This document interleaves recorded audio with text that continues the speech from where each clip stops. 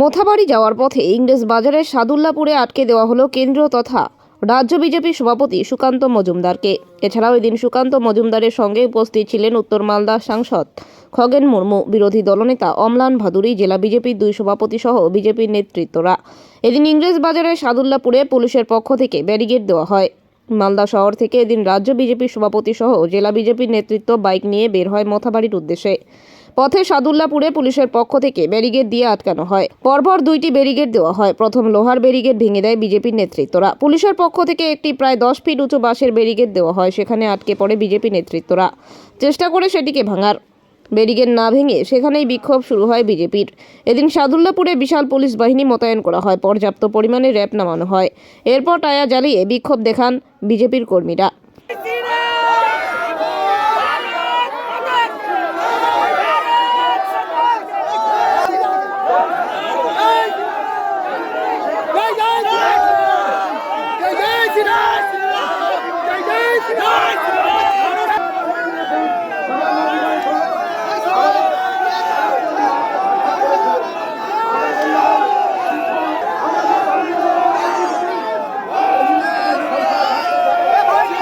আমাদের মাঝে উপস্থিত আছেন আমাদের লড়াকু নেতা, যিনি কুচবিহার থেকে সুন্দরবন পর্যন্ত পুরো পুলিশ আক্রান্ত ব্যক্তির বাংলায় তো? পাশে সবসময় থেকে বাংলা না হিন্দি? মানুষের পাশে থেকে মানুষের কাজ করে দেখুন, এই পুলিশ সম্পূর্ণরূপে মমতা বন্দ্যোপাধ্যায়ের নির্দেশে জিহাদি পুলিশে পরিণত হয়েছে উত্তরবঙ্গ উন্নয়ন এবং মন্ত্রী এই পুলিশকে যখন আমরা এসে বললাম যে কেউ যাবে না, আমি একা যাব, একা গেলে 144 ধারা 163 ধারা বা কোনোভাবে উল্লঙ্ঘন হয় না। 5 জন অব্দি আপনি ঘুরতে পারেন, 5 জনের বেশি হলে আপনি 144 ধারা ব্রেক হয়, কিন্তু এই পুলিশ রাজি হয়নি।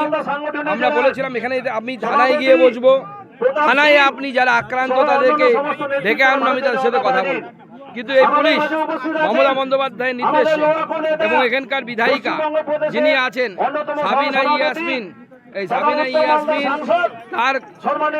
তার নির্দেশে এই ধরনের কাজ করছে এবং হিন্দুদের উপর যে ধরনের অ্যাটাক হয়েছে, সেদিন যদি এই পুলিশ এই কাজ করতো, এত বড় ব্যারিকেড লাগাতো, তাহলে আজকে আমাদের এখানে আসার প্রয়োজন থাকতো না। দেখুন, আমরা দেখেছি আপনারাও দেখুন, সিভিক ভলেন্টিয়ারদের মাথায় হেলমেট, হাতে লাঠি নিয়ে ঘুরে বেড়াচ্ছে সিভিক ভলেন্টিয়ার।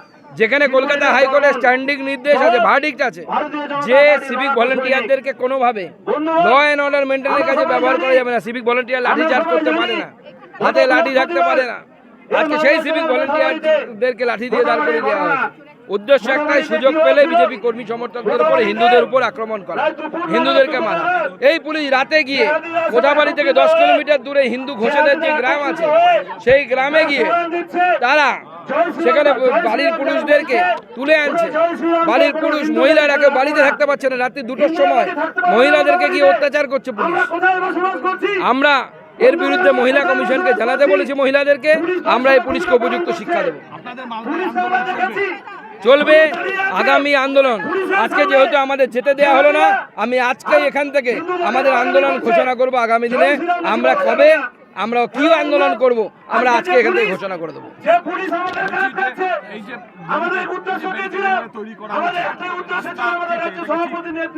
সম্পূর্ণভাবে অগণতান্ত্রিক।